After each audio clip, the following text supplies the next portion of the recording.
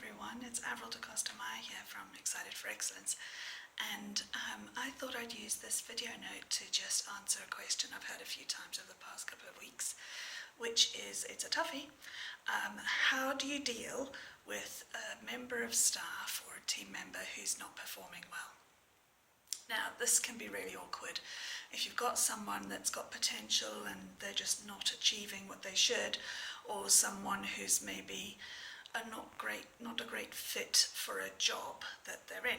So the first thing I would do if I'm faced with a situation like this is have a really good look at myself, and in quite a sort of healthy, critical way.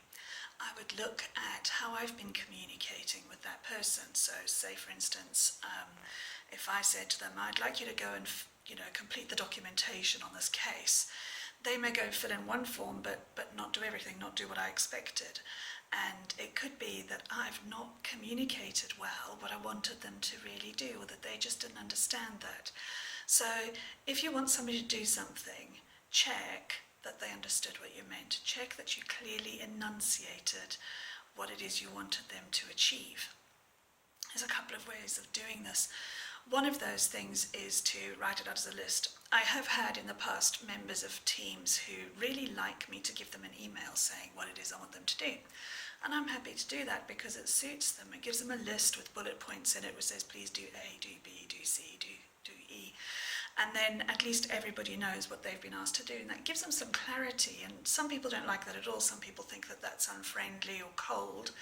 And so I would adjust my communication depending on the person I'm communicating with. And that's really actually quite key to getting collaboration from people. They really do work so much better with you if you suit their communication style.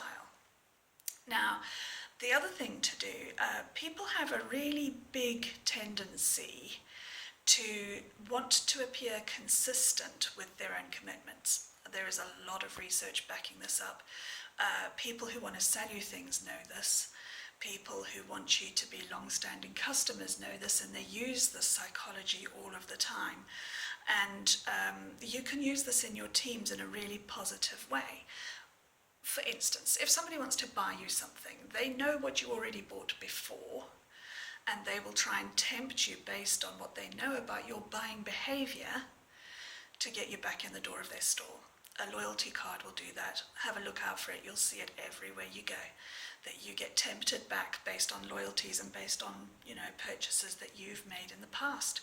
So if they can use that kind of psychology, we can use that kind of psychology in teams, and actually for positive results, because the power of psychology, as you know, can be manipulative, as in the case of people who want you to buy their goods, or it can be really positive, as in trying to understand people that you're working with and make their experience of working with you as positive as possible. So here's what you could do. If I had a member of staff who wasn't performing well, I would first of all define what it is that I want them to do for me to think they're performing well. So get a really clear sort of acceptance criteria, what it is that we need to achieve, and I would get them to enunciate what that is. So I might say to the team as a whole, right, these are the tasks that we need to get done this week. How are we going to do that? Then the team comes up with a plan to actually achieve those objectives. And once the team has come up with it, the team writes it down.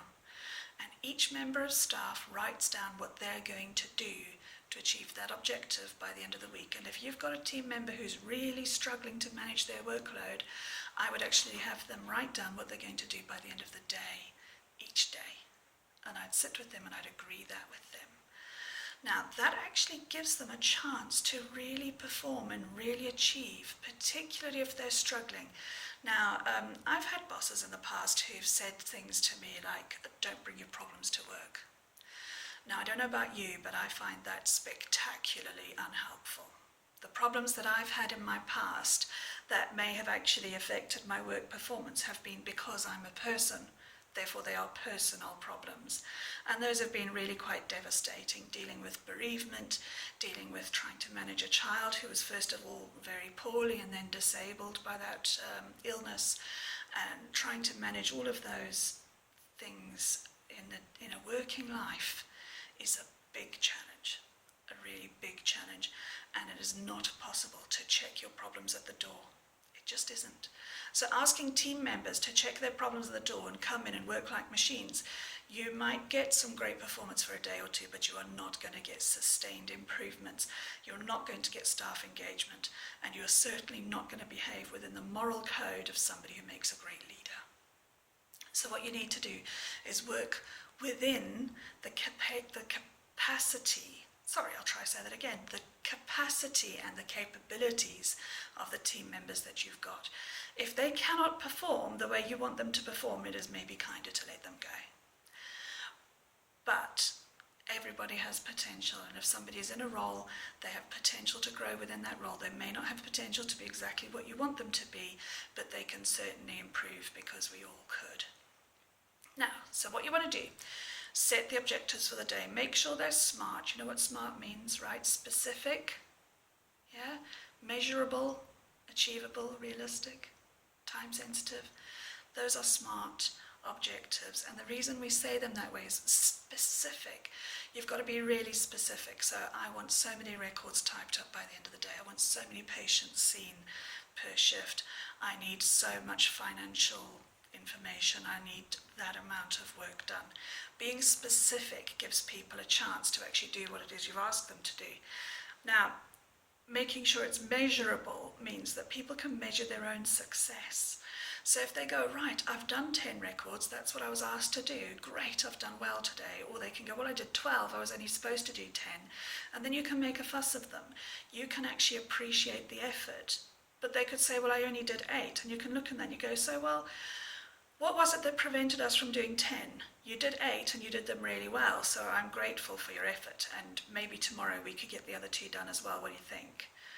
But all of this gives a person a half a chance of actually achieving what you want.